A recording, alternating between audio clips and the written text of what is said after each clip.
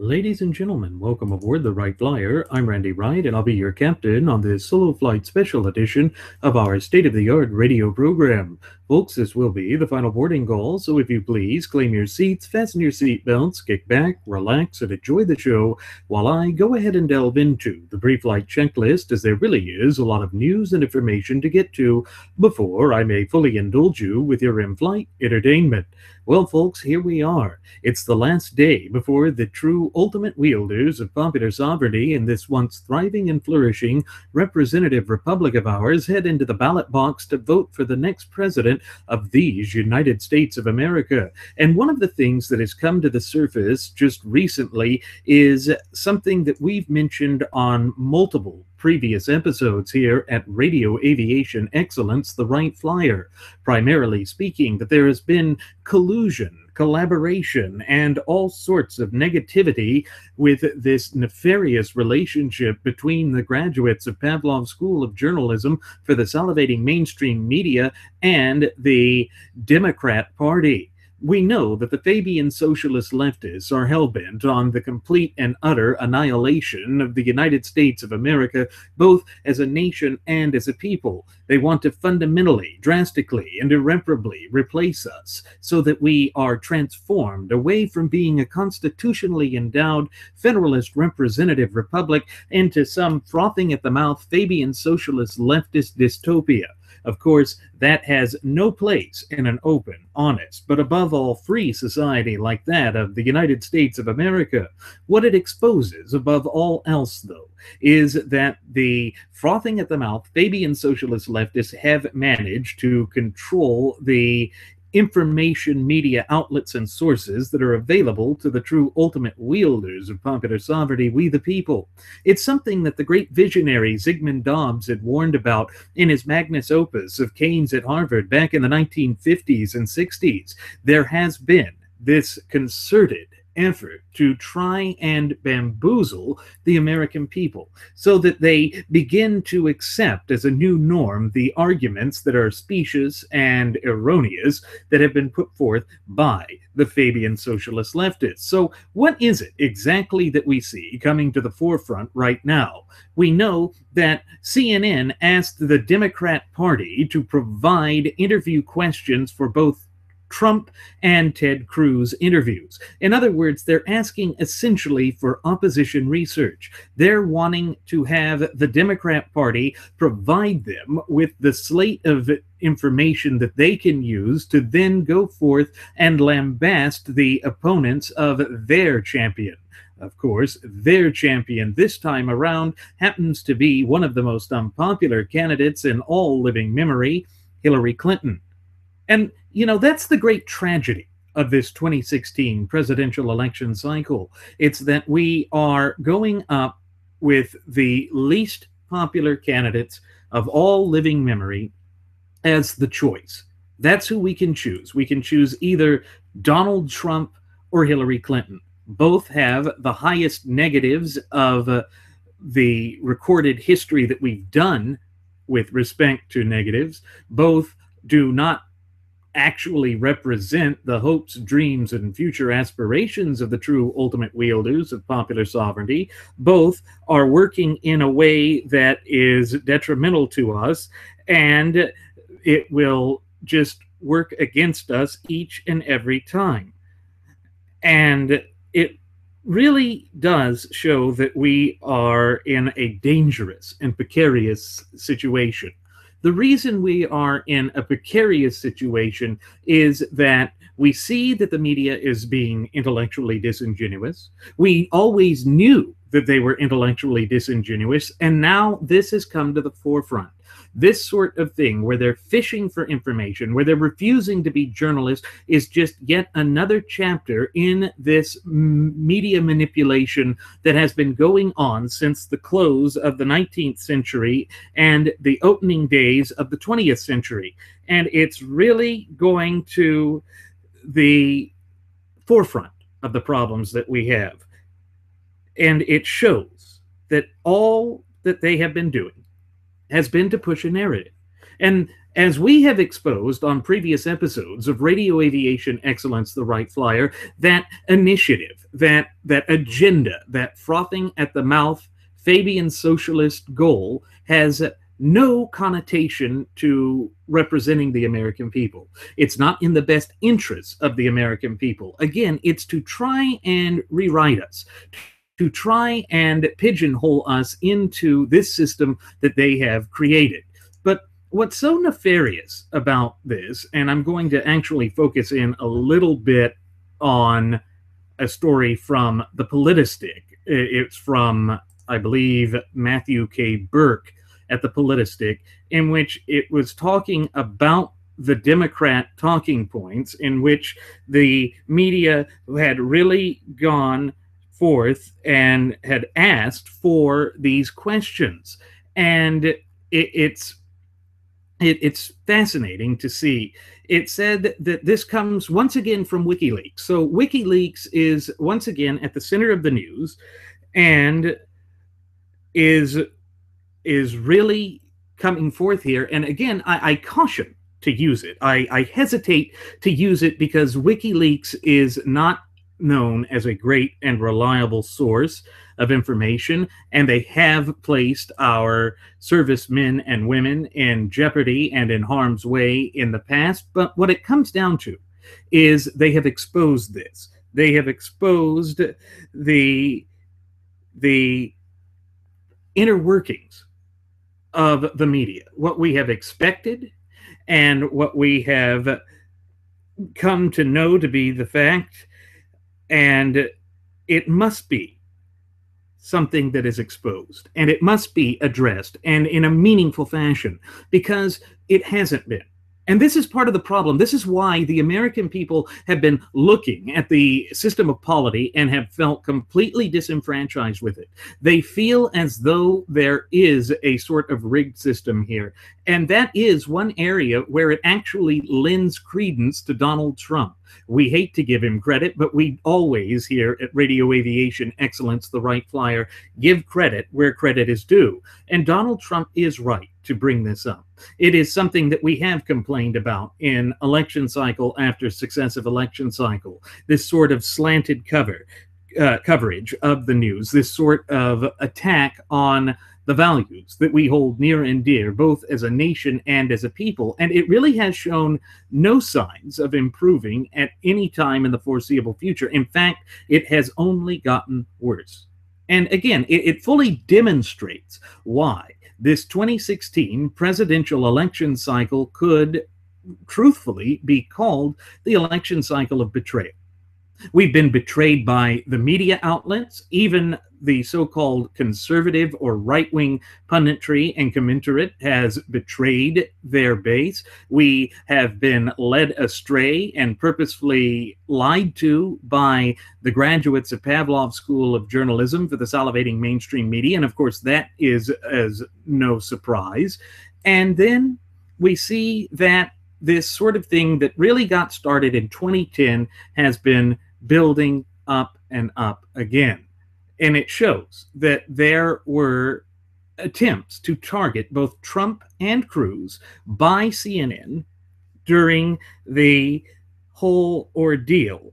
And it will be something that really needs to get to the forefront.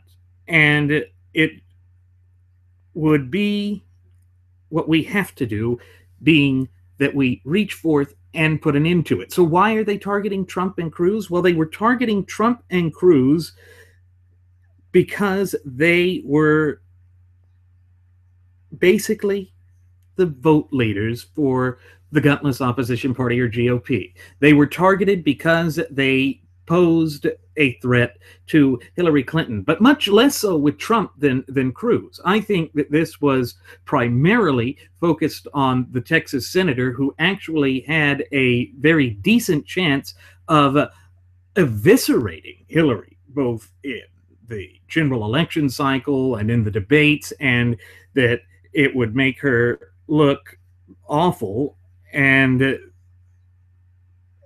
it would just play out to show her for what she would, what she is, what she has always been, and that is a liar, a frothing at the mouth liar. And the whole purpose of what she's doing is to try and consolidate power unto herself, to do that at the expense of the true ultimate wielders of popular sovereignty, we the people. And again, all of this plays out to the great detriment of the American people. It is not in our best interest. It is showing again that they have worked to push a false narrative. And we see that on April 24th that Lauren Dillon had sent an email to several DNC staffers under the subject line, Trump questions for CNN. And then on April 28th, it was Cruz on CNN.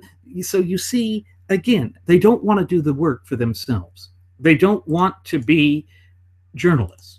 They want to have somebody else do the legwork for them. And that just is problematic. The reason that is so problematic is that it shows that they will put forth propagandistic talking points. We know that the frothing at the mouth Fabian socialist leftists have controlled the Democrat Party and have at least, at the very minimum, since the beginning of the disastrous twin terms of the Barack Hussein Obama regime.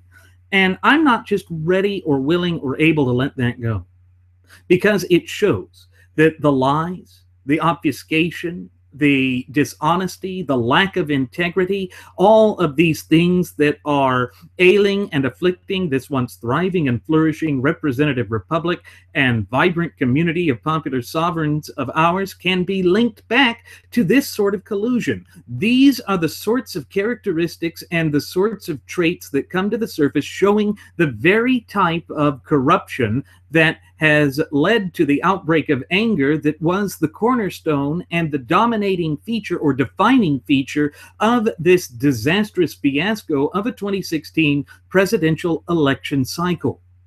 And unless and until we begin to come to grips with that and begin to address that in any meaningful form or fashion, this problem is going to continue to spiral out of control. It is going to continue to dominate the basic electoral discussion in the United States. And I don't think that's something we can afford.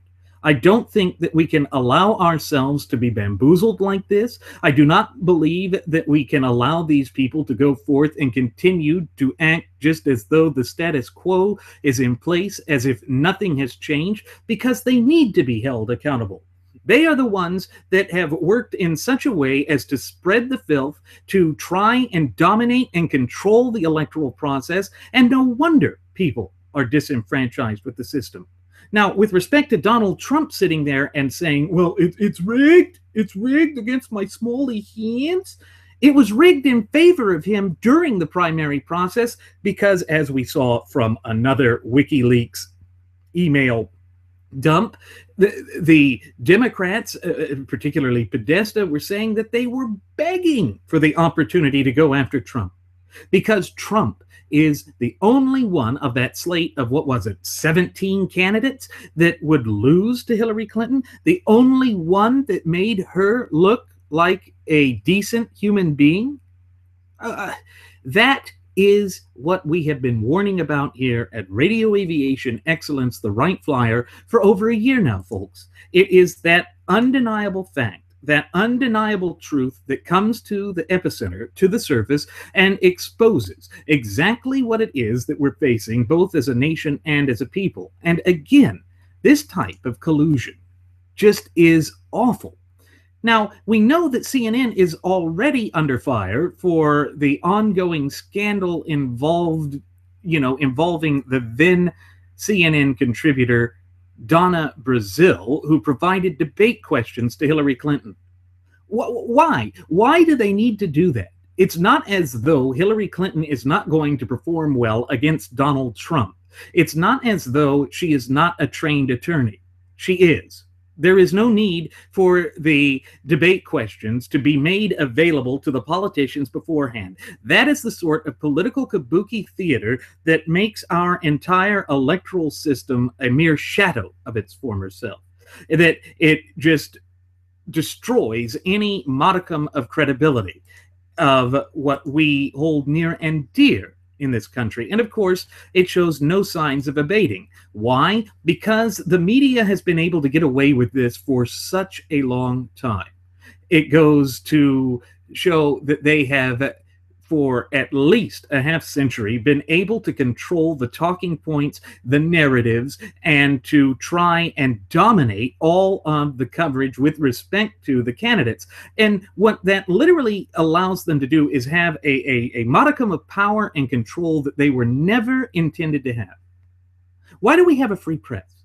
I know that I've asked that on previous episodes of Radio Aviation Excellence, the Wright Flyer, but it is such a poignant, on-point question that it needs to be asked again. Why do we have a free press?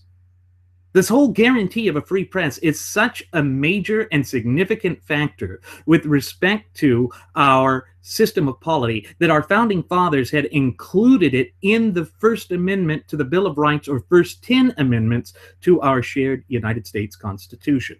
Well, the reason that we have that is that it was put there to have the media vet the candidates. Our founding fathers were inherently distrustful of an overarching centralized government. The entire long, drawn-out, bloody affair, known as the American War of Independence, was based on a struggle between the centralized power of the British Parliament and King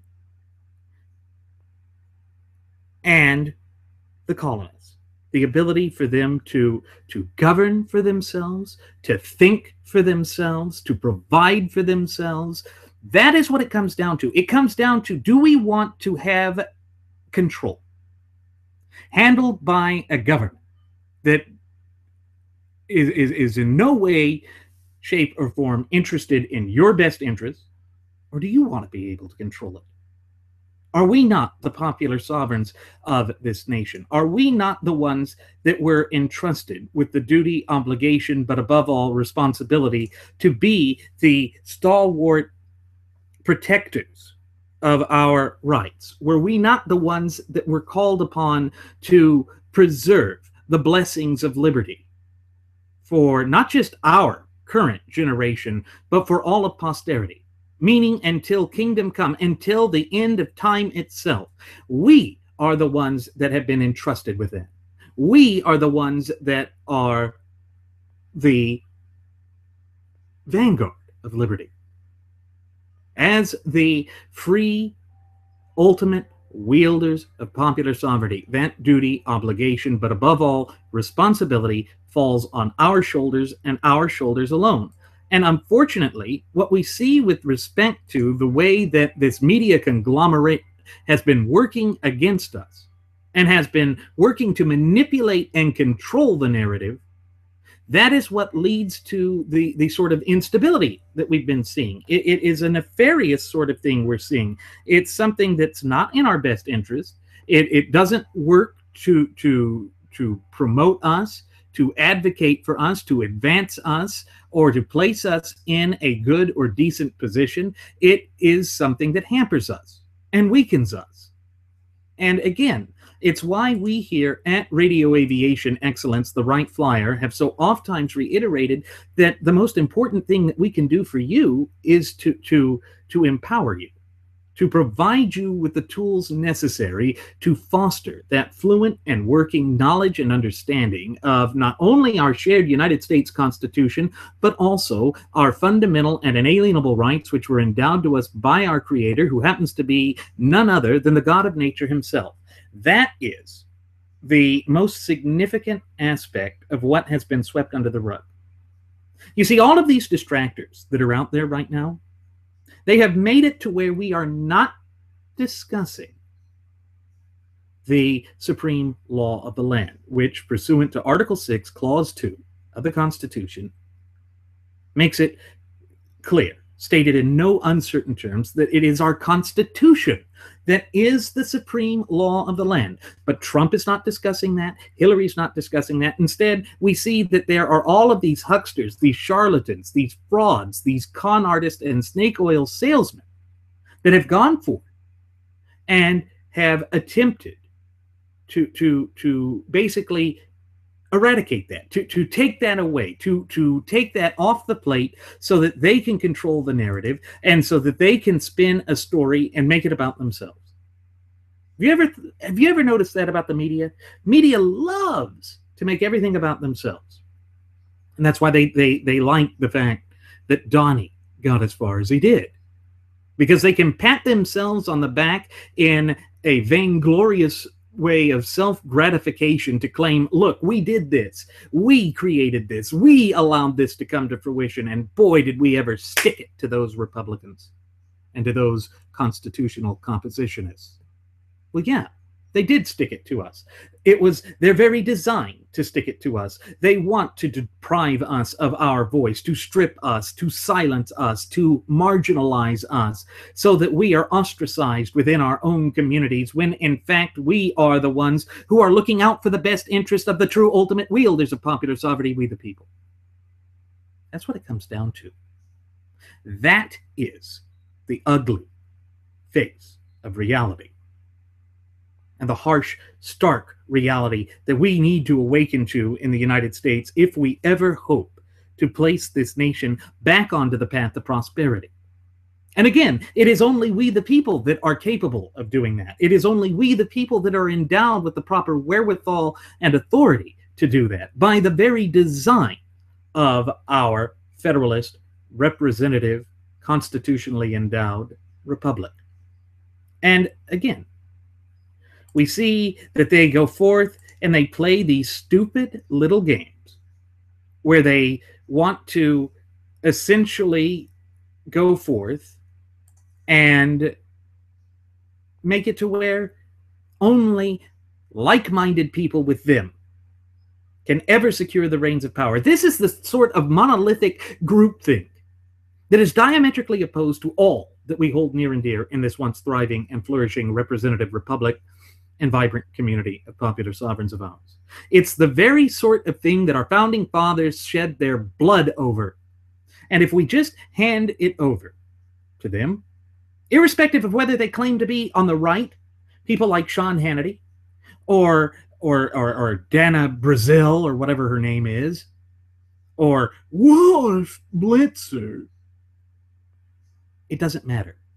They are the agent provocateurs of taking away our independence, of drastically, permanently, irreparably transforming our nation away from what it was designed to be and expected to be handed down to the up and coming generations, and indeed those generations which have yet to be born, so that they can exercise their rights, into some sort of dystopia, some sort of nightmare that has no place in an open, honest, but above all free society like that of the United States of America. That's what we're facing. That is the sort of ugliness that has just brewed and bubbled up to the surface. It is that sort of thing that we cannot tolerate. It is that sort of thing that should never be welcomed.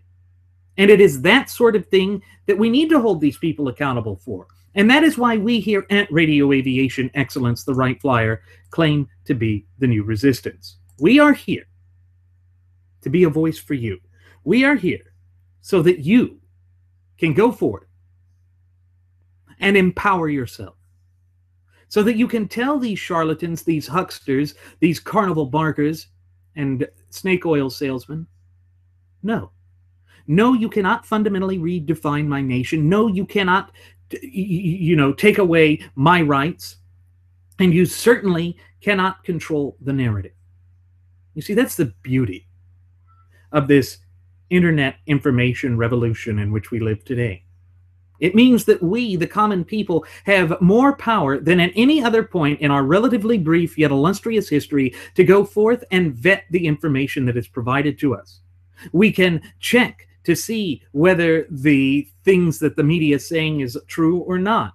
And, there is some good from this WikiLeaks thing, because it has exposed this. It has made it to where it cannot be denied. They'd always try and hide behind the veil of plausible deniability.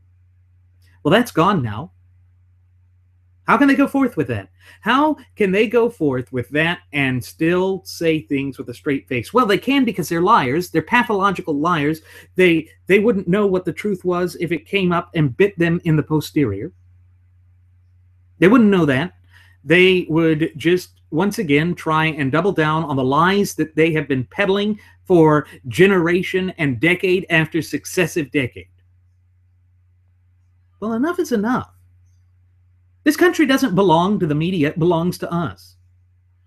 This country doesn't belong to the politicians. It doesn't belong to the nameless, faceless, and ultimately unaccountable bureaucrats that use draconian, overzealous regulation to try and stifle the life out of we the people. No. This nation, this government, everything about our country belongs to us in our capacity as the true ultimate wielders of popular sovereignty, whether we be naturalized, natural born, doesn't matter. We are the beneficiaries of the greatest birthright of any people on the face of God's green earth.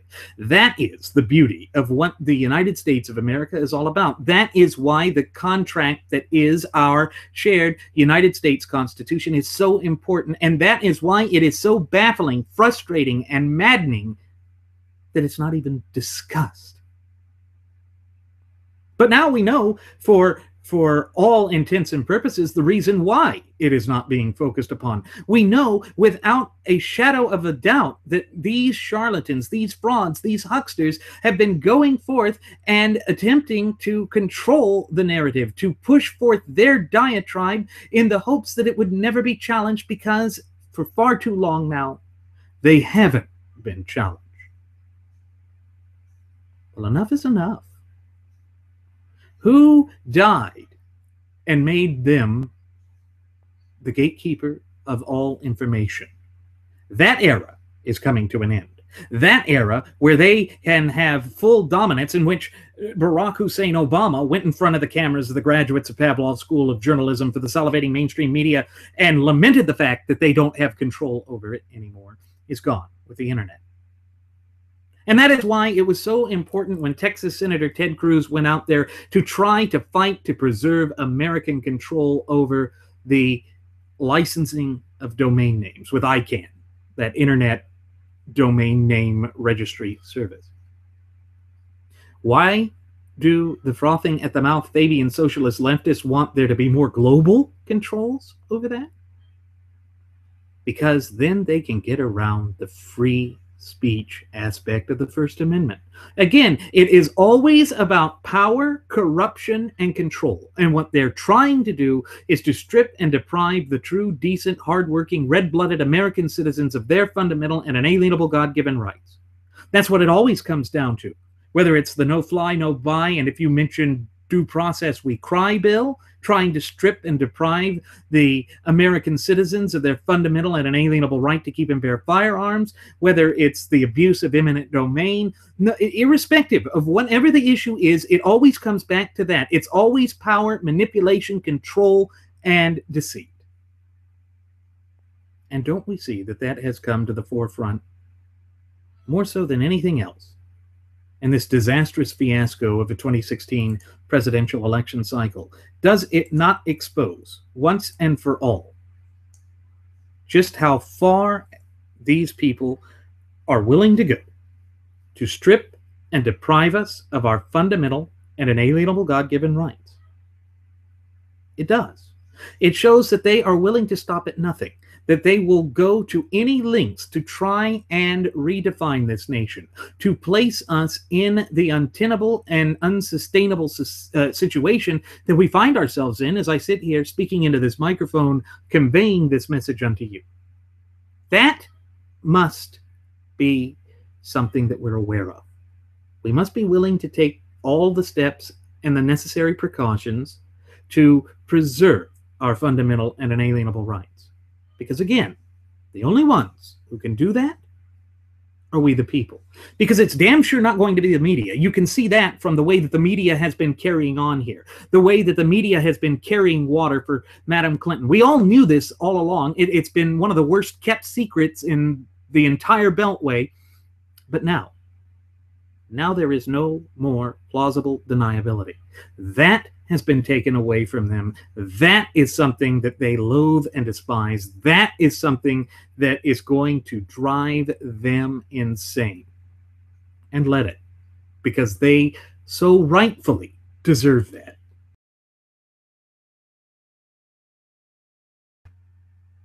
The other thing we have to consider with respect to the media narrative and this presidential election cycle is the way that through their manipulation, they have essentially gone forth and created this atmosphere where violence is becoming a cornerstone of our entire process. It's where we see a lot of disrest, a lot of disunity, a lot of just feeling disenfranchised with the entire thing. And that's completely understandable when you consider just how a wide array of the American electorate has been made to feel as though they don't have a voice in the electoral process. And that's not something that shows signs of improving at any time in the foreseeable future, because there is this narrative delving into the dangers of identity politics that we pointed out before, that just is continuing to double down,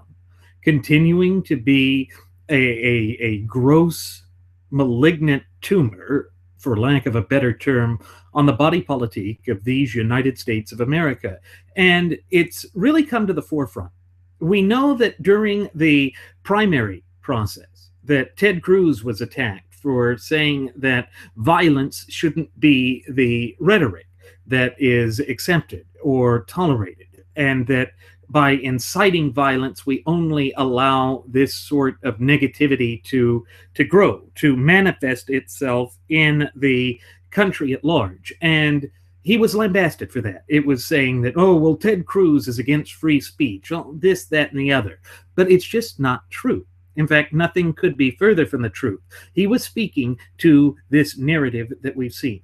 And of all the candidates who have been vying, or who vied for the highest office in the land, or for the nomination in the primary process for running for president, Donald Trump is the only one that's had the outbreak of rash violence at his campaign rallies and events. And that may be due in no small part to this insightful rhetoric that he does. Not insightful as in honest or integral, or basically having integrity, but as in inciting violence. I'm going to punch him in the face. In the old days, the good old days, we'd carry these people off on stretchers. And of course, all of that adds up. It adds momentum to a very ugly, very nasty image of the American electoral process that is basically on full display for everyone to see. And it's that sort of thing that just won't go away. It leaves a nasty taste, a bitter aftertaste in the mouths of people who have encountered this. And again, it's something that just really came to the forefront in the 2016 presidential election cycle.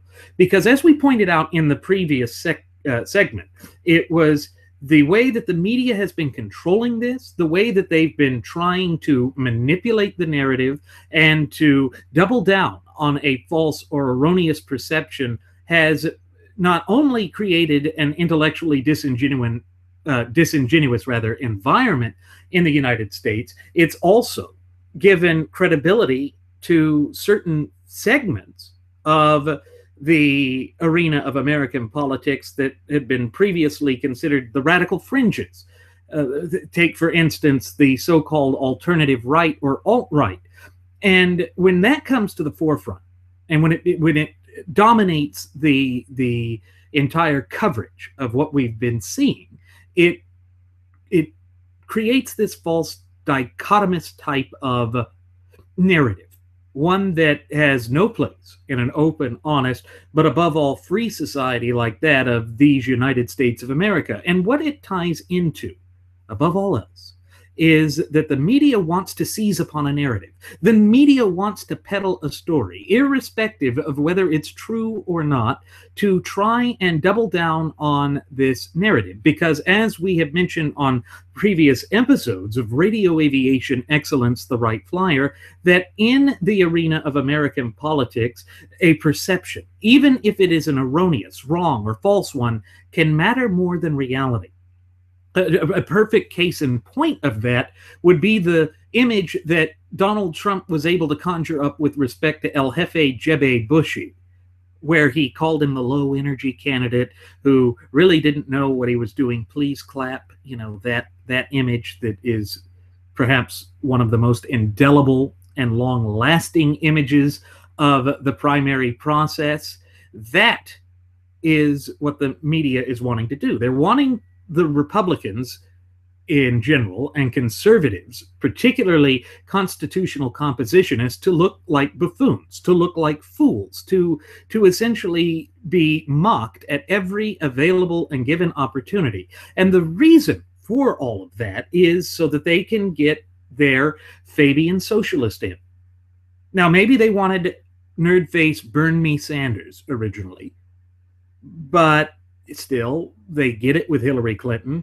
They get the frothing at the mouth Fabian socialist nonsense, pushing for more free crap, once again further distancing and divorcing ourselves from the natural law tenets that form the bedrock foundation of not only our shared Constitution, but also our constitutionally endowed Federalist representative Republican form of government.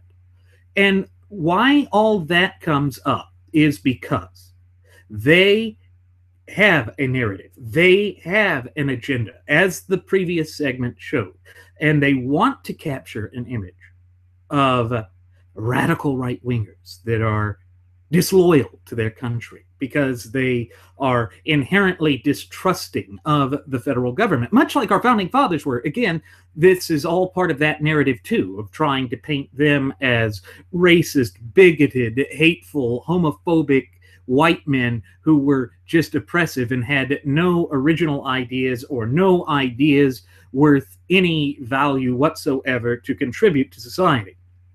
Well, that's disregarding the fact that these natural law tenets are immutable. It's disregarding the fact that we have the longest contiguous or uninterrupted running constitutional document in all world history. Again, it's a false narrative. It's their agenda. It's their pushing this sort of nonsense and madness and chicanery, and it really does a grave disservice to the true ultimate wielders of popular sovereignty, we the people. And the reason for all of it, again, is power, corruption, and control. To be able to dominate the perceptions that people have so that they can go forth in their coffee clutch type situations to the parties that they go to in order to say, looky, looky, looky, look how we expose those evil, big, bad conservatives. They're so awful. But it's nonsense. Again, it is intellectually disingenuous drivel and fluff that they are attempting to cram down our throats, that they are attempting to utilize as a weapon to bludgeon us, just as they do with the twin cancerous doctrines of political correctness and moral relativism. All of that plays into this overarching agenda, this overarching scheme that they've been pushing for well over a half century now. In fact, I'd say they've been trying to dominate via this sort of chicanery for the past century and a half now. And what happens is, when the media is able to select our candidate for us, when they are able to control the narrative without any concern for the veracity or truthfulness of their statements or of the image they're peddling, they do create a sense of despondency and despair. They alienate certain segments of the population because that's what they want to do. They have this deep-seated loathing, hatred, and inherent distrust of the true ultimate wielders of popular sovereignty in this once thriving and flourishing representative republic of ours, we the people. And so that allows tensions to build up so that violence becomes something that they can report upon, to seize upon, to say, look, we're going to use a stereotypically broad brush to try and essentially make all conservatives out to be these just raging maniacs that are hell-bent on violence, that are going to instantly and always turn to violence as the first resort, as the resort of first option. Why? Again, it's so that they can sit back with this holier-than-thou attitude that they've always had and attempt to say that the right has always been a despondent force in the United States. They're reactionary, they're privileged, they are disconnected from the concerns of real Americans. That's what they try and do. But of course, it's not true. There is no modicum of reality behind it. There is no sense of truth behind it.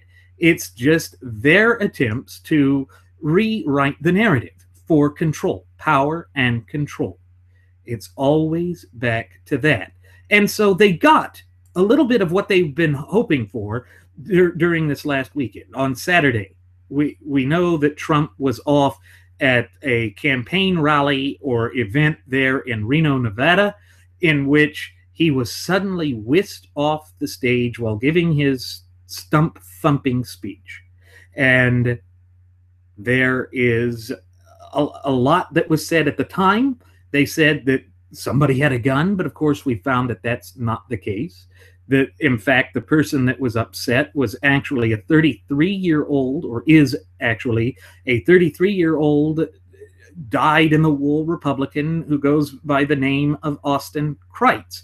And Austin Kreitz is just upset with the course that his party's on, much as a great many conservatives are looking at the gutless opposition party, or GOP, and wondering exactly what the hell has happened to our party. How did we wind up in this untenable situation? Well, we wound up in this situation because of the media narrative, because the media wanted to have an opportunity to push this false narrative, their dark, twisted machinations that they always do, that we've been warning about here at Radio Aviation Excellence, the Wright Flyer, for well over a year now, that this is the sort of chicanery that they engage in, and they have doubled down on it. They got the images that they wanted this Saturday to once again push forth that narrative. And, you know, we always say don't take what we say at face value here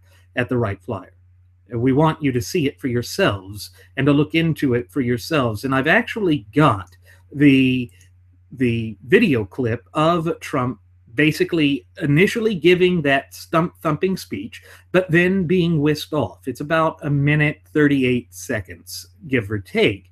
And I'm going to go ahead and cue that up because I think it's important that we have a chance to look into that, to see what it is that we're facing, and to consider how we will truly address it. Because, again, when you deal with a narrative of that nature, one that is based on a lie, it's important that you see it for yourselves and then you dissect it for yourselves So I'm going to go ahead and cue this up now, and then after it's done, we'll delve a little bit more deeply into it. So here we go. Tremendous. I think it's going to be tremendous. We have one of those guys from the Hillary Clinton campaign. How much are you being paid? $1,500?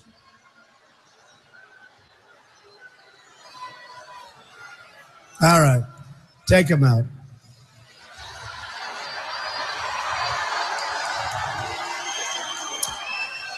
When we win the election on Tuesday, you will finally have a government on your side, fighting for your community and protecting your family. By the way, folks, while we're at it, great.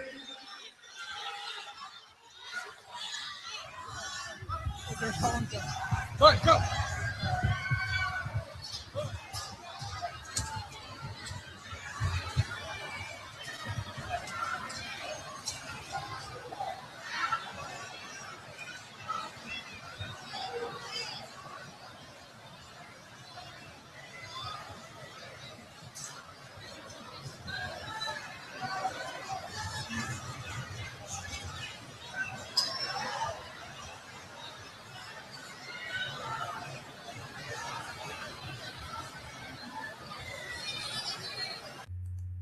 And you see that they were chasing him off the stage, whisking him away from the stage because they had heard somebody shout gun. At least that was the report at the time.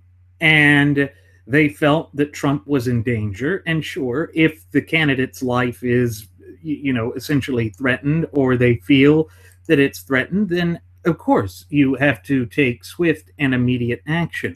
But going to what USA Today has reported with respect to Austin Kreitz, we know that he was upset, exceedingly upset with what had happened, and that he felt that he wasn't being represented.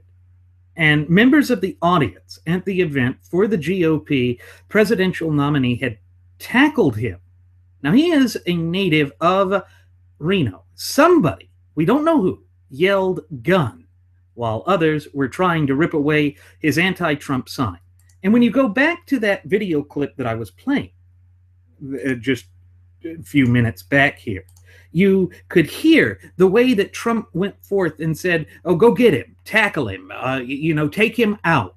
That is the sort of narrative that the frothing at the mouth Fabian socialist leftist and the graduates of Pavlov's School of Journalism for the salivating mainstream media want to seize upon.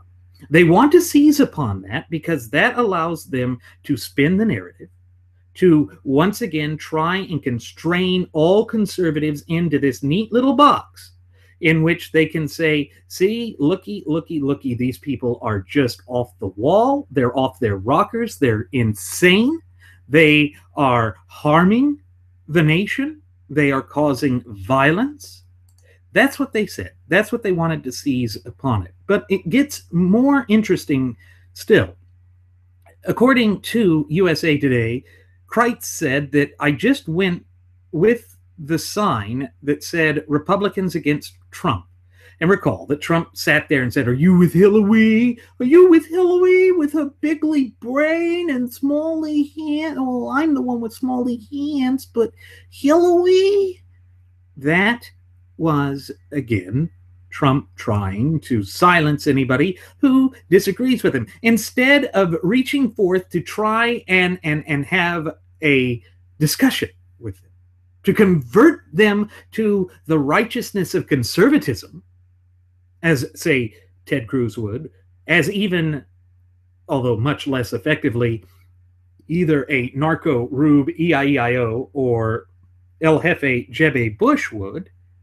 No, he goes out and says, tackle him, take him out. He's a danger. He's a threat. He doesn't agree with us. It's this group think mentality that hardly differentiates or distinguishes us from the very sort of people and mindset and ideology that we claim to be opposed to.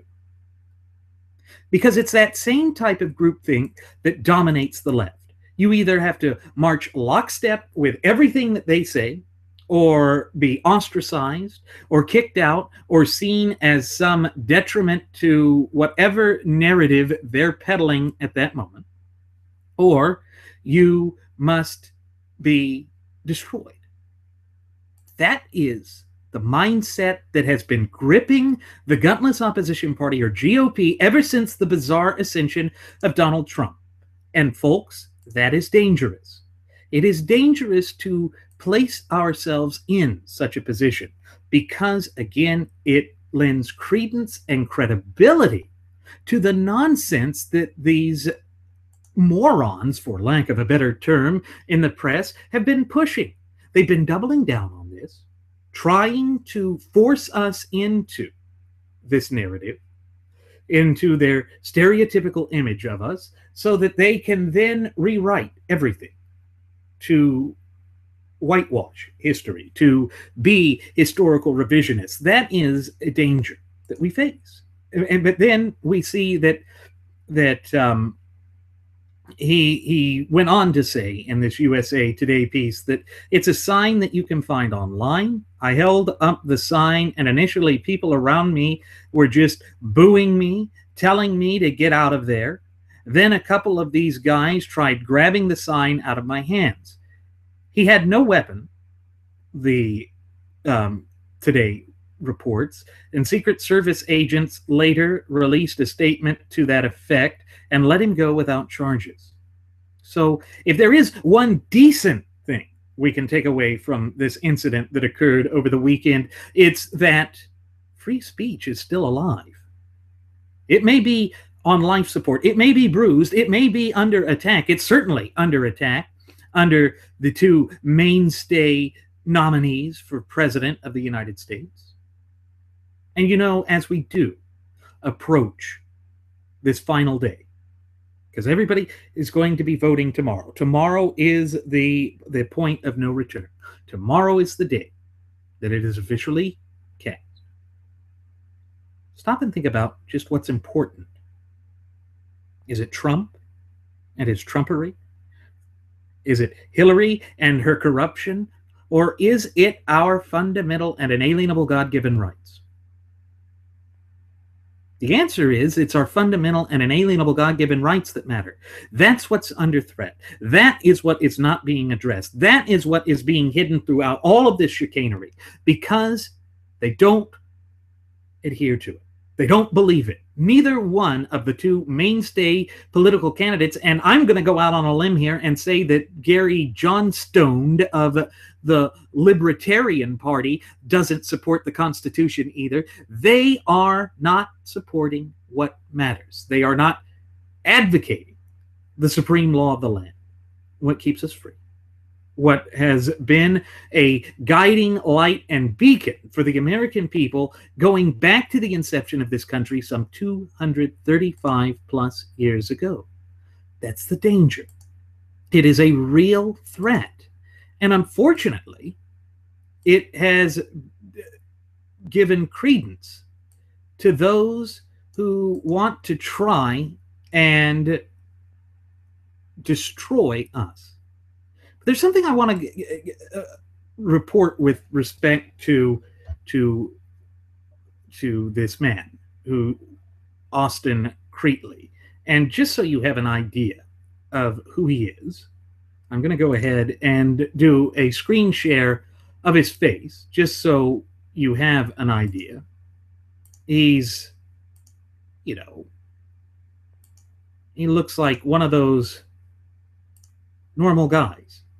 There's nothing that imposing about this guy. There's nothing that would lead you to believe that he's some sort of kook or that he's crazy.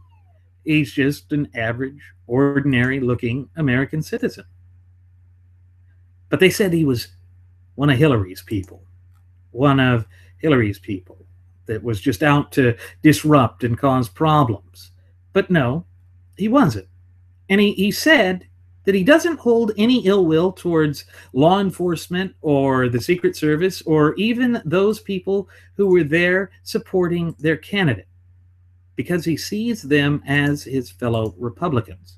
That they were just going out there and supporting someone that they believed in, and that he just wanted to have the opportunity and the ability to disagree. Now, folks, I want you to stop and think about that for a moment. I want you to pause and really focus on what it was that he desired: to have political discourse, to have free speech, to engage in the system of polity.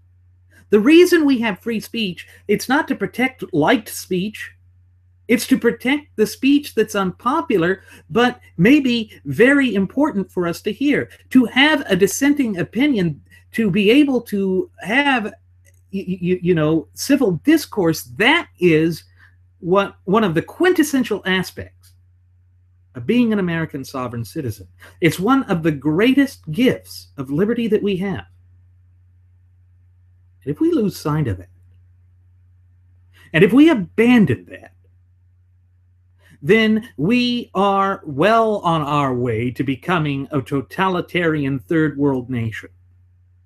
One of those banana republics that pays lip service to liberty, that pays lip service to those immutable natural law tenets, but never, ever delivers on it. You see, we were fortunate here in the United States because we have those rights. We have those liberties. We have the ability to think and to act for ourselves, and to do so without fear of governmental recrimination and reproachment. That's something that very few people on the face of God's green earth have. And it's all tied into the natural law tenets. And as you recall, the natural law tenets trace their origins back to God Almighty. But historically speaking, in the history of nations, it traces itself back to a mud-filled field in Runnymede, England, in the summer of 1215 with Magna Carta, the Great Charter, the law of the land. Isn't it amazing that over the centuries, our freedoms have grown more robust? They have become a central staple of the facets of our daily lives, and could you imagine life without them? I know I couldn't. I know that I wouldn't want to live in a society that does not respect the natural law tenets. And again, this is why we have made the impassioned plea not only against Hillary Clinton, but also Donald Trump. And we have been vociferous with respect to Trump because Trump is the one who's going out there claiming to represent the conservative movement, when in fact nothing, absolutely nothing, could be further from the truth. For the vast majority of the 70 years that he has spent on God's green earth, he has espoused frothing at the mouth Fabian socialist leftist positions. He has been a progressive. He has been a tax and spend, what Sean Hannity used to call a limousine liberal, for all those years. But then you have the surrogates like Sean Hannity. You have the surrogates like Laura Incomph, who lie, who peddle disinformation, who ostracize anyone who doesn't toe the party line. Why? So that we can become like the Democrats? That's not who we are. That's not what we stand for. It's not what we represent. It is a load of bunk. But that's the problem. That is what they engage in. That is what they want to transform these United States of America into being, and I, for one, do not want to see our nation go down that path. We can ill afford to go down that path because it's intrinsically, diametrically, and holistically opposed to all that we hold near and dear in this once thriving and flourishing representative republic and vibrant community of popular sovereigns of ours. It goes against the grain of the foundational image that our founding fathers conjured up at the inception of our nation some 235 plus years ago. And recall that the duty obligation, but above all, responsibility to proactively maintain and safeguard our fundamental and inalienable God-given rights falls squarely on our shoulders and our shoulders alone. Because we are the ones who own this government. We own the Constitution. It doesn't belong to Trump or Hillary, except in their capacity as United States citizens. Again, that's the notion of equal protection under the law. You know, that's one of the central cornerstones of our system of polity. It defines who we are as a nation and as a people. And again, this is the sort of thing that we need to keep in mind as we head into the ballot box. And really, we need to focus on that which matters, not that which may seem important, not that which could be construed as having value or meaning, but that which actually does, that which is the supreme law of the land and applies equally to all of us, irrespective of who we are. The Constitution. Again, folks, it is that cut and dry. It is that black and white. That document is so important. Edmund Kozak over there at LifeSent with Laura Incomp may not understand the importance of it, but we do. Because without our rights, we are left with nothing. So I know that you're facing a difficult decision tomorrow, if you haven't already cast your vote. But I do think that you should weigh that. Now, I'm not going to tell you how to vote. We don't do that. We don't tell you how to exercise your fundamental and inalienable right to vote. But I am going to say, please just keep the Constitution in mind when you step into the ballot box. Now, with that said, it is time for us to begin our descent. I'm going to go ahead and send the flight attendant back for one last round of alcohol.